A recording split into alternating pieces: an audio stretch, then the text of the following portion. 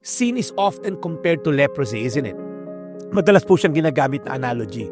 Pag tinignan nyo yung leprosy, yung ketong both start small pero mag-i-spread sa whole body. Ganon din yung leprosy mag-start na maliit, almost unnoticeable spot sa skin, and then kakainin na niya yung mga daliri mo, and then yung tenga mo, mukha mo, before you know it, wala na. Punong-puno ka na ng ketong. Ganon din yung sin. It starts with little compromises. Nambuboso lang si David. Nakipag-sex siya, pinatay na niya asawa. See?